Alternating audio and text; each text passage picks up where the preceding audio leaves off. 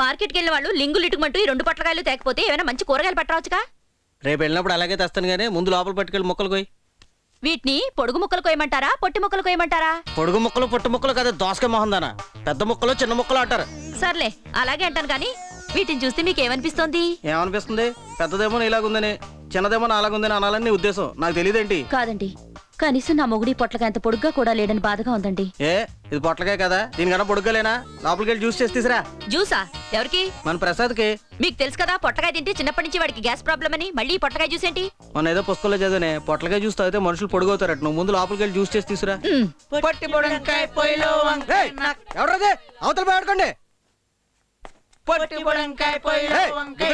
చెప్పేది మీకు కదా, ఆ పాటలు పాడకూడదు ఇక్కడ. అవతల పోండి.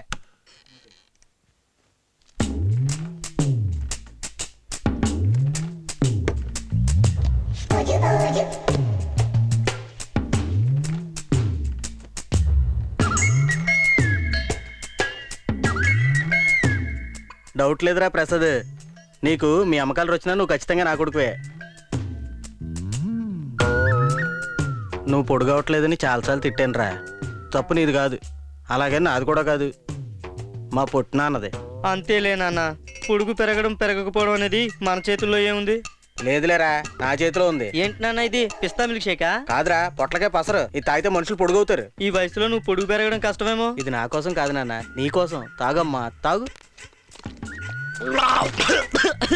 చేతుకుంది నాన్న, నేను తాగను. ప్లీజ్ తాగరా. కొత్తిమీర మొక్కంత నాకు కొబ్బరి చెట్టు అంత కొడుకున్నాడని గర్వంగా చెప్పుకునేలా చేయరా. చేయరా. నువ్వెన్నో చెప్తున్నా, ఈ పొట్లకాయ రసం నేను తాగను. తాగవా? చచ్చినా తాగను. సర్లే, ఏం చేస్తాం.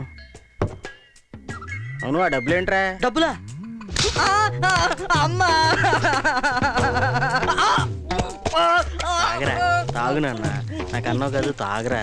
రే పొట్లకాయలా పొడుగ్గా అవుతారా, తాగరా.